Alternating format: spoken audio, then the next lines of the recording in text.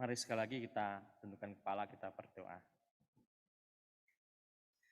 Tuhan Bapa di surga, kami datang padamu Tuhan, kami serahkan sebentar untuk pemberitaan firman Tuhan, biar Tuhan pimpin, Tuhan tolong setiap kami yang mendengarkannya.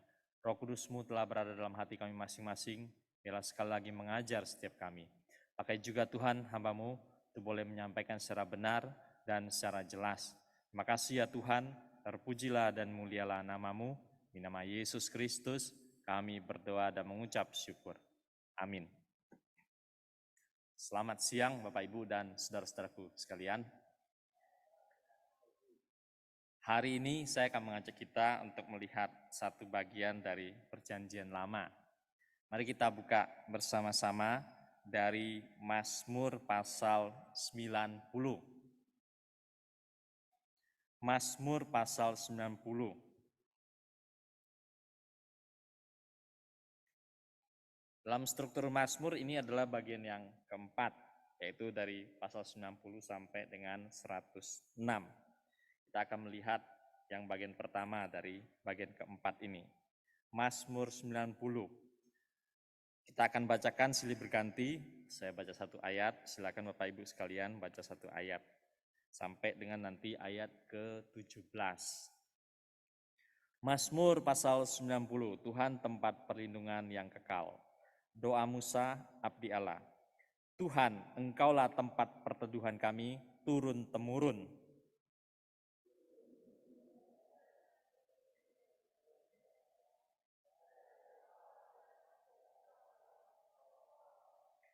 Engkau mengembalikan manusia kepada debu dan berkata, kembalilah hai anak-anak manusia.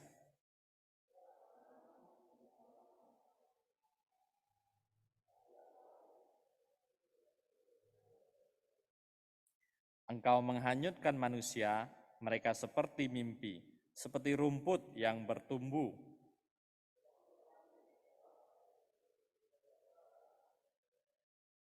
Sungguh kami habis lenyap karena murka-Mu, dan karena kehangatan amarah-Mu kami terkejut.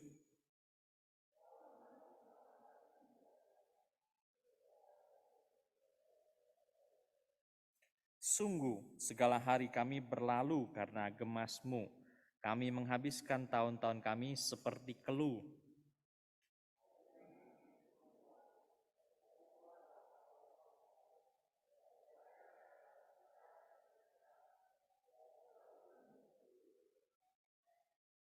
Siapakah yang mengenal kekuatan murka-Mu dan takut kepada gemas-Mu?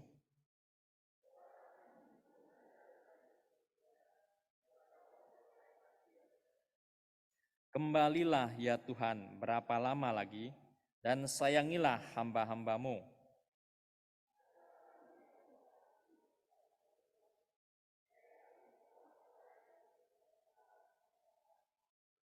Buatlah kami bersuka cita seimbang dengan hari-hari Engkau menindas kami, seimbang dengan tahun-tahun kami mengalami celaka.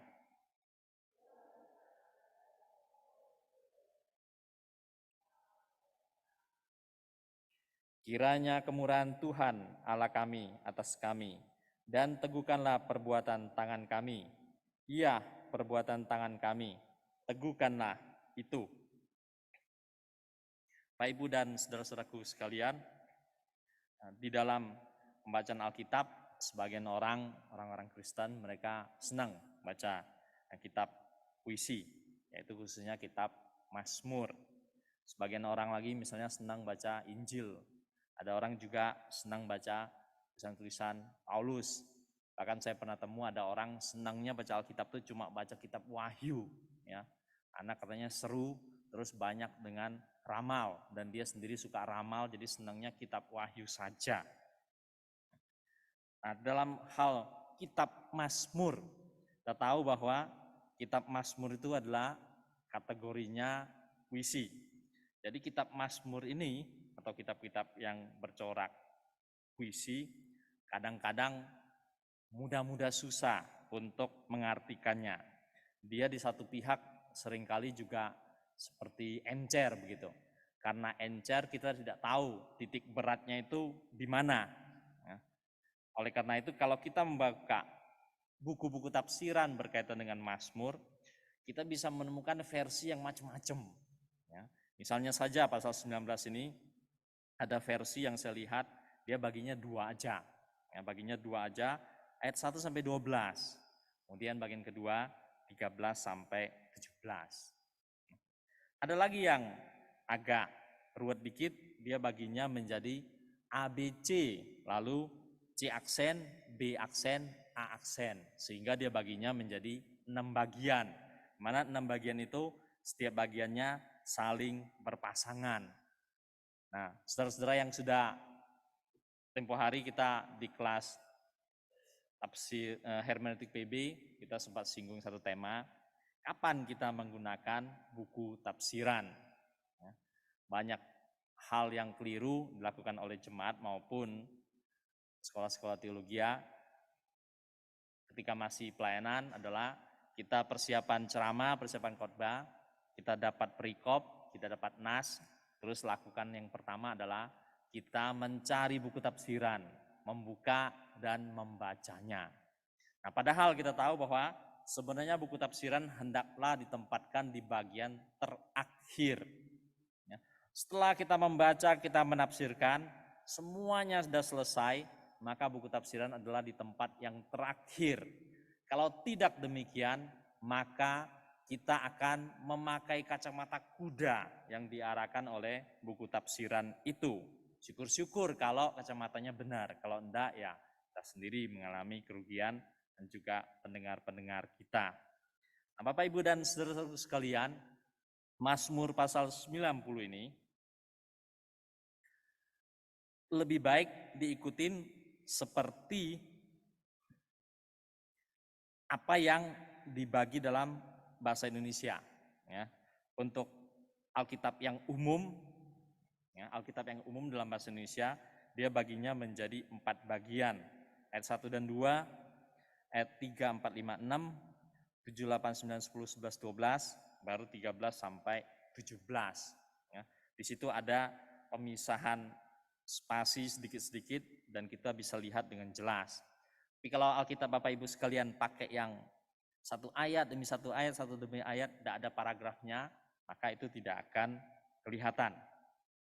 Nah, hal yang paling menonjol dalam Mazmur 90 adalah bagian awal dan bagian akhir. Bagian awal dan bagian akhir. Bagian awal bicara, Tuhan, Engkaulah tempat perteduhan kami turun-temurun sebelum gunung-gunung dilahirkan dan bumi dan dunia diperanakan, bahkan selama-lamanya sampai selama-lamanya. Engkaulah Allah. Ya. Tuhan, Engkaulah Allah. Bagian-bagian yang terakhir adalah kita bisa lihat dari ayat 17. Kiranya kemurahan Tuhan, Allah kami atas kami, dan teguhkanlah perbuatan tangan kami. Ya, perbuatan tangan kami teguhkanlah. Kiranya kemurahan Tuhan Allah kami atas kami. Tuhan adalah Allah kami. Itu juga di ayat awal, Tuhan adalah Allah kami. Jadi di situ dia menggarisbawahi Yahweh adalah Elohim kami. Pengakuan dari kelompok yaitu komunitas orang-orang Israel yang diwakili oleh Musa. Yahweh adalah Elohim kami. Kalau bangsa-bangsa lain punya Elohim-Elohimnya sendiri, tapi Elohim kami adalah Yahweh. Ini mengulangin apa yang ditegaskan di dalam Shema. Yahweh adalah Elohim kami. Bangsa-bangsa lain punya Elohim-Elohimnya sendiri, tapi Yahweh lah Elohim kami. Tuhanlah Allah kami. Dialah penguasa atas segala sesuatu, juga dalam hal terhadap hidup dan perjalanan kami. Pengakuan seperti itu yang mau ditegaskan di bagian awal dan bagian akhir. Lalu Mazmur pasal 90 banyak juga dipahamin orang seperti sebagai Mazmur untuk melihat-lihat perjalanan kita sampai dengan penghujungnya. Tidak ada dia pakai satu kata yang menegaskan hal itu, tapi orang selalu akan memahami Mazmur mengarah kepada satu kata itu. Itu sudah dimulai dari ayat 3. Engkau mengembalikan manusia kepada debu dan berkata, kembalilah hai anak-anak manusia. Mengembalikan manusia kepada debu. Ya. Semua orang baca ini tahu, ya, tapi dia tidak pernah memunculkan kata yang dia tuju itu. Sebab di matamu 1000 tahun sama seperti hari kemarin apabila berlalu, atau seperti suatu giliran jaga di waktu malam. 1000 tahun bisa seperti satu hari saja di mata Tuhan. Kemudian bagian ini dikembangkan di dalam Perjanjian Baru dalam Petrus. Soal orang-orang merasakan waktu. Seperti apa waktu itu? Waktu itu bisa seperti molor saja, atau waktu itu bisa seperti ketat saja, atau bahkan seperti pendek saja. Engkau menghanyutkan manusia, mereka seperti mimpi, seperti rumput yang tumbuh. Di waktu pagi berkembang dan bertumbuh, waktu petang lisut dan layu. Dia mengarahkan pembaca kepada satu hal, tapi satu hal itu tidak pernah muncul di dalam ayat-ayat atau kalimat-kalimat atau kata-kata di dalam Mazmur ini. Dan setiap kali orang membaca, mata orang selalu diarahkan ke sana. Apa kata itu? Kata itu adalah kematian. Kematian. Dia tidak pernah memunculkan kata itu di dalam ayat-ayat ini. Tapi jelas sekali arah pembicaranya kepada kata tersebut, kematian. Begitu juga nanti ayat-ayat di bagian yang ketiga, yaitu 7 sampai dengan 12. Di situ orang paling sering akan mengambil, bahkan menghafalkannya. Masa hidup kami 70 tahun, jika kami kuat 80 tahun. Dan sukanya ialah kesengsaraan dan berlalu dengan buru-buru, dan kami melayang lenyap. Lalu disambung kata-kata itu menjadi lebih kuat lagi, artinya dengan dipadukan pada ayat 12. Ajar kami menghitung-hitung hari-hari kami, sehingga kami beroleh hati yang bijaksana. Bagian 2, bagian 3 ini jelas mengarahkan perhatian kita pada titik penghujung dari hidup manusia. Dan digambarkan dengan berbagai-bagai kalimat, tapi tidak pernah memunculkan kata mati atau kata kematian. Nah, bagian inilah yang orang sering sekali menguraikannya. Manusia digambarkan seperti rumput. Pagi hidup, sorenya layu. 1000 tahun bisa seperti satu hari, bahkan seperti giliran jaga. Kekuatan manusia sampai umur 70 atau bahkan 80. Dan penulis kitab ini kita tahu Musa, dia hidup sampai dengan 120. Dan kemungkinan besar bagian ini ditulis ketika di bagian hidupnya yang ketiga, ya, di periode hidupnya yang ketiga, yaitu bagian belakangan. Dia melihat hidup manusia umumnya 70 dan kalau kuat 80. Bapak, Ibu, dan saudara-saudara sekalian, sampai hari ini kesimpulan Musa ini secara umum bisa dikatakan belum mengalami perubahan. Perubahan yang besar mungkin terjadi adalah masa sebelum air bah dengan masa sesudah air bah. Tapi sudah air bah terus maju sampai dengan berakhirnya PL, lanjut sampai berakhirnya PB, dan sampai di zaman kita sekarang, kesimpulan ini belumlah mengalami banyak perubahan. Masa hidup manusia 70 tahun, dan kalau dia kuat 80 tahun. Walaupun sampai hari ini masih ada orang yang hidupnya sampai 100 tahun, ya, tapi sedikit. Bapak, Ibu, dan saudara-saudara sekalian, kalau kita lihat-lihat di dalam dunia makhluk hidup, hewan yang hidupnya paling lama. Apa hewan yang hidupnya paling lama?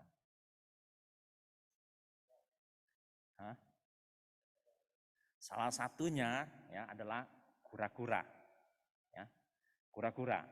Kura-kura itu bisa sampai 100 tahun. Ya.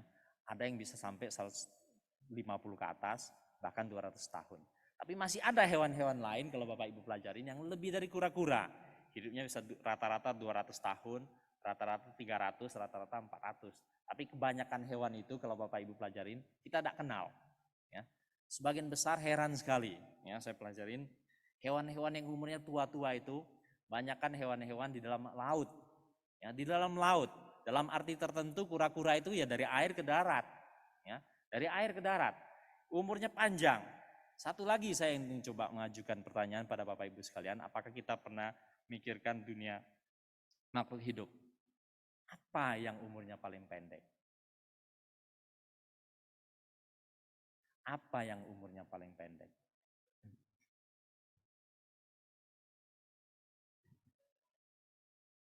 Salah satu jawabannya adalah nyamuk. Ya, nyamuk. Nyamuk betina bisa rata-rata hidupnya sampai 50 hari. Nyamuk jantan hidupnya di bawah 10 hari. Dan jangan kita salah kaprah, selama ini kita suka nyala-nyalain nyamuk.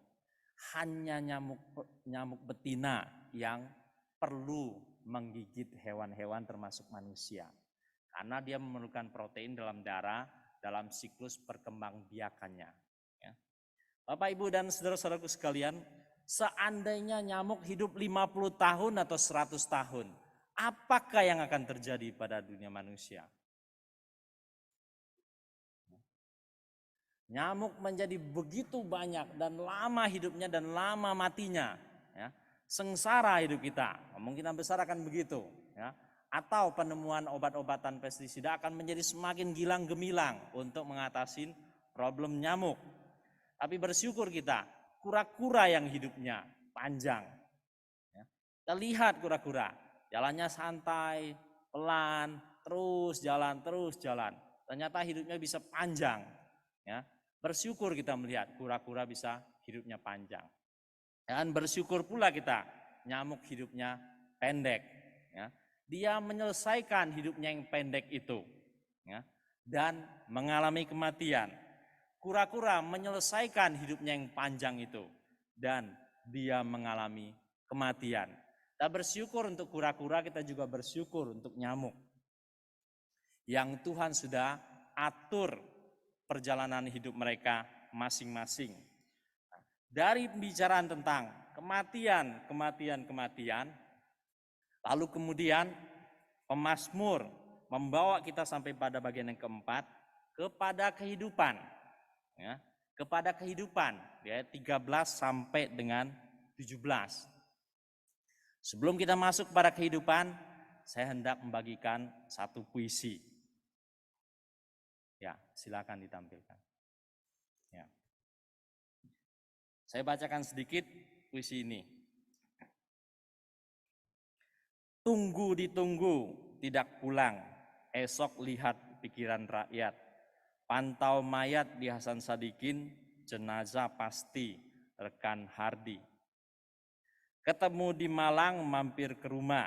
Bersama naik motor ke Blitar. Setahun tinggalkan kota Malang, kabar Sumaji tewas di jalan. Hidup bersama arena asrama, pergi pelayanan kota Semarang, beristri beranak makan lumpia ke Semarang ya. Rekan Hotman sakit meninggal. Bina Bakti pindah Magelang, 20 tahun berlalu. Tiada kabar, tiada bertemu, sobat Simpe diterpa wabah. Satu persatu menunggu giliran, masuk antrian hidup mati. Kini kelak tetap berangkat, siapa dulu, siapa nanti. Selamat jalan 4 teman. Kalian berangkat mendahului kami, suatu hari kami menyusul. Bersua kembali di seberang sana. Kalau puisi ini, Bapak, Ibu, dan saudara-saudara, tidak perlu pusing-pusing eksegesis, buku tafsiran dan penafsiran. Ya. Karena puisi ini saya bisa menjelaskan secara gamblang dan secara tepat sekali. Ya. Nah, puisi ini saya sendiri yang tulis. Ya. Berbeda dengan Mazmur, kita tidak pernah berjumpa dengan penulisnya. Jadi Bapak Ibu dan saudara sekalian, di sini ada 4 nama, ada 4 nama orang. Ya, betul-betul nama aslinya, cuma pakai satu kata saja, ya, supaya juga menjaga privasi mereka. Tapi tiap-tiap bagian itu digambarkan dan saya bisa jelaskan dengan setepat-tepatnya. Ya, jadi gambaran pertama pada seorang namanya Hardy. Nah, orang ini ketika di Bandung kuliah, adik kelas waktu itu dia. Waktu weekend kemana-mana, ya dia weekend biasanya pergi katanya, Jumat sore pergi, nanti Minggu sore pulang. Nah, satu hari orang namanya Hardy tidak pulang-pulang. Ya. Teman kamarnya bingung, tidak pulang-pulang. Anak ini diam orangnya, tapi tidak pernah macam-macam. Artinya dia pergi ya jam pulang ya jam pulang, jam pergi ya pergi, jam pulang ya jam pulang. Hari satu kali itu tidak pulang-pulang dia. Ya. Namanya bingung, kenapa tidak pulang gitu loh. Ya sudah, biarin loh. Besok pagi sudah hari Senin, tidak pulang juga. Nah, hari Senin tidak pulang, orang makin bingung. Ya, ya namanya weekend ya hari Minggu pulang. Ya, hari Senin juga tidak pulang. Akhirnya ada teman-teman bolak-balik koran. Ya, buka pikiran rakyat, baca sana sini. Ada sana berita kematian. Ya, pikiran rakyat. Iseng-iseng. Ya. Lihat pikiran rakyat. Terus iseng-iseng pergi ke Hasan Sadikin. Ya, ini RSUD. Hasan Sadikin. Dari berita pikiran rakyat pergi ke Hasan Sadikin. Terus di sana numpang lihat betul jenazahnya orang namanya Hardy. Terus yang kedua ini saya gambarkan, saya sendiri waktu kuliah ke Malang itu temu dengan dia tahun 2000. Diajak oleh dia main ke rumahnya, anaknya masih kecil waktu itu, paling di bawah 5 tahun. Terus diajak naik motor pergi Blitar, ya dia jadi bapak asrama di sebuah sekolah teologi di Blitar itu. Nginap sana 2-3 hari terus pulang. Ya. Dan pulang saya tamat dari Malang, saya pergi pelayanan, 1 tahun kemudian dengar kabar. Ya. Meninggal dia, lebih tepatnya tewas, ya, tewas di jalan. 1 minggu bolak-balik Malang Blitar itu jalannya gitu-gitu, ya, elok-elok, apalagi naik motor. Orang ketiga ya satu angkatan. Dari sudah selesai wisuda, dia pergi ke Semarang, punya anak, nikah, punya anak, terus di Semarang itu akhirnya dia meninggal, ya, sakit, ya, sakit yang agak tidak diketahui. Umurnya masih muda waktu itu, paling belum sampai 35. Ya. Terus orang keempat, ya, pelayanannya lama di sebuah sekolah namanya Bina Bakti. Setelah lama dari situ pergi ke Magelang, mungkin pelayanan di sebuah gereja di sana. Terus tidak pernah temu lagi. Nah, pada waktu Corona kira-kira berlangsung, baru mulai di Indonesia.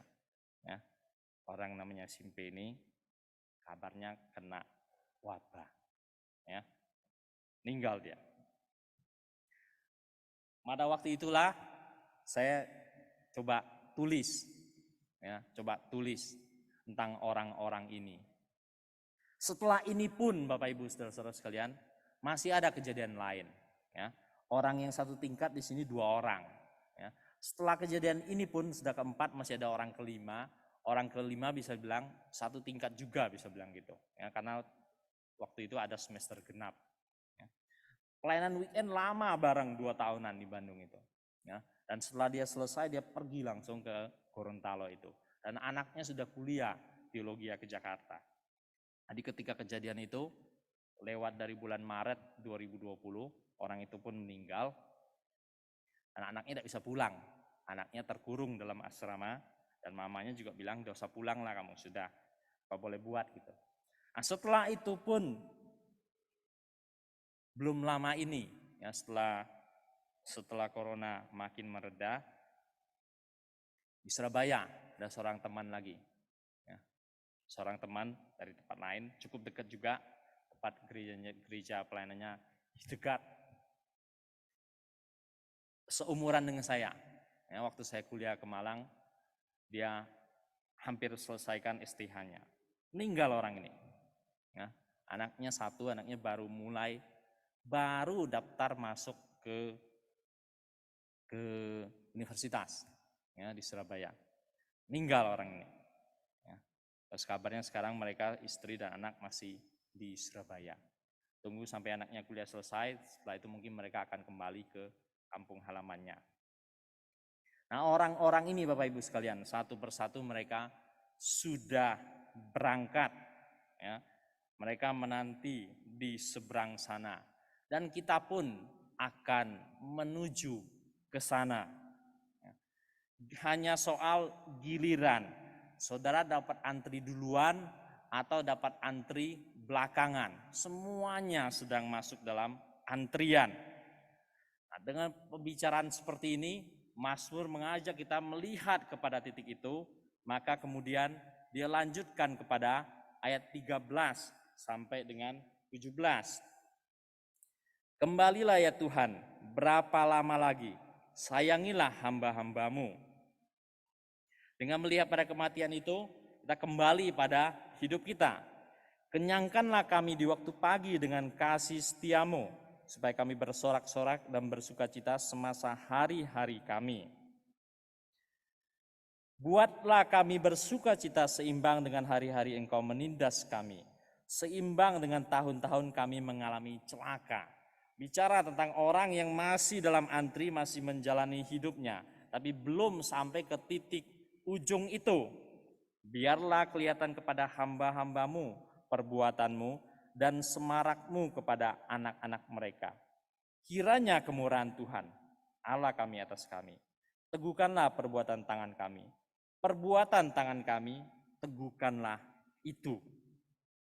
Bapak, Ibu, dan saudara-saudaraku sekalian, tadi 1 hari sama dengan 1000 tahun. 1000 tahun bisa sama dengan 1 hari. Seperti rumput yang pagi masih segar dan sorenya layu. Dan manusia 70 tahun dan kalau dia kuat 80 tahun. Sukaranya adalah penderitaan.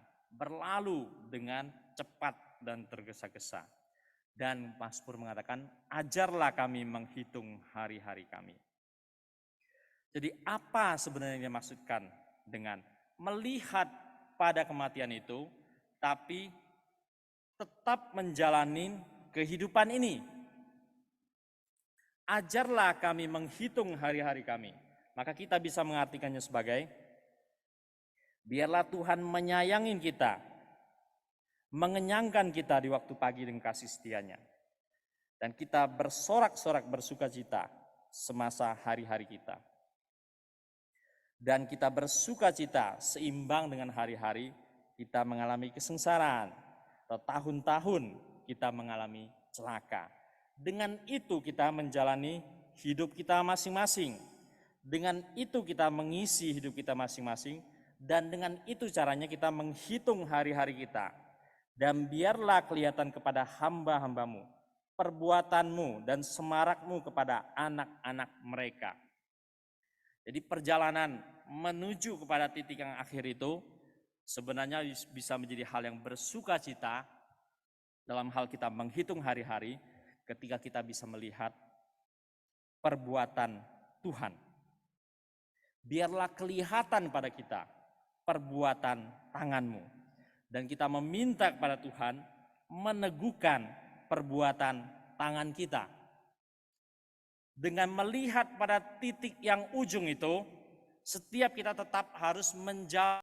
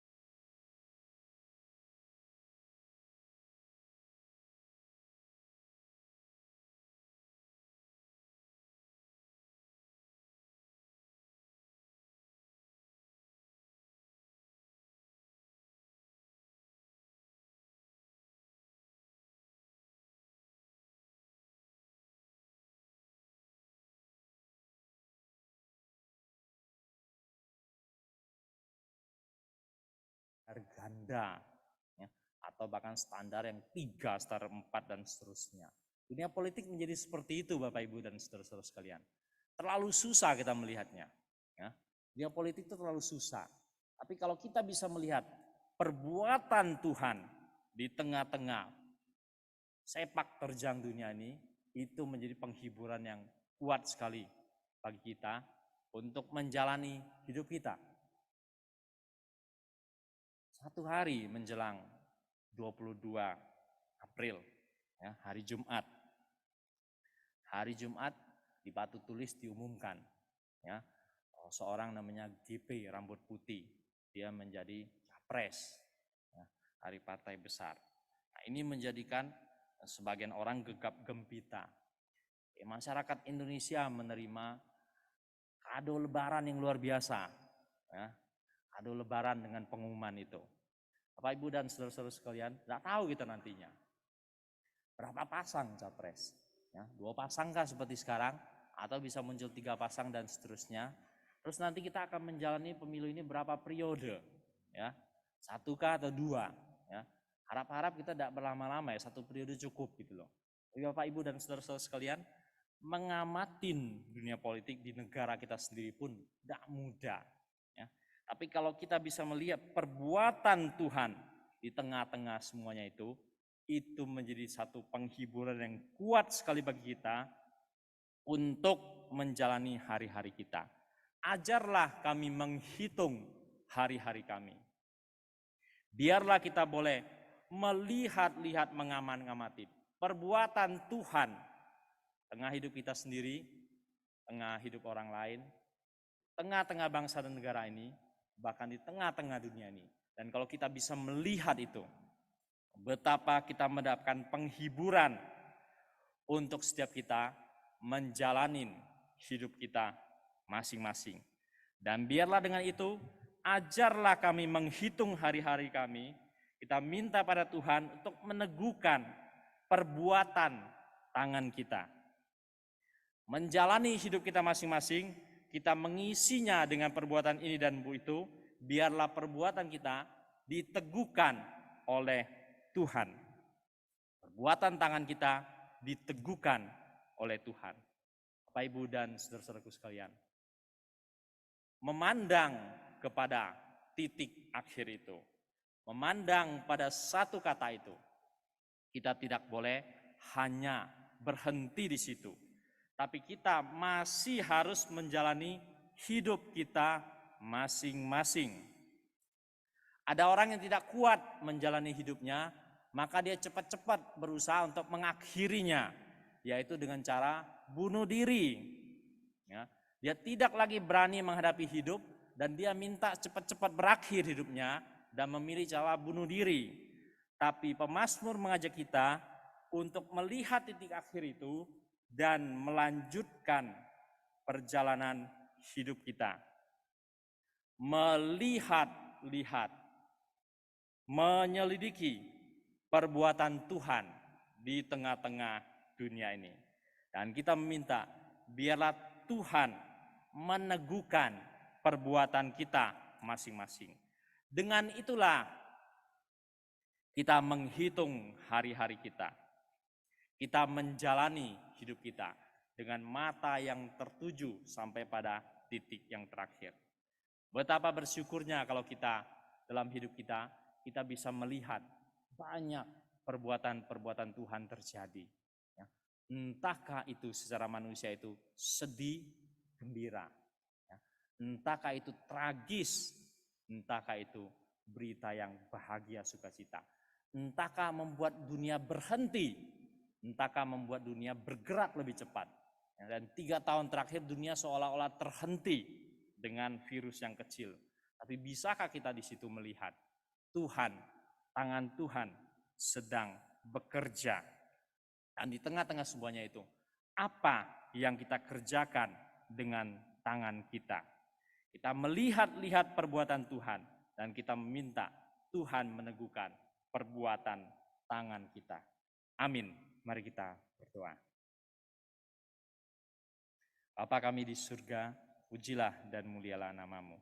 Makasih ya Tuhan, melalui Mazmur 90 sekali lagi Tuhan Engkau mengajar setiap kami Tuhan. Kami memandang pada penghujung hidup manusia, tapi kami tetap tekun menjalani hidup kami masing-masing Tuhan. Makasih ya Tuhan, biarlah kami melihat perbuatan tangan-Mu dan biarlah Engkau meneguhkan perbuatan tangan kami. Demi nama Yesus Kristus kami berdoa dan mengucap syukur. Amin.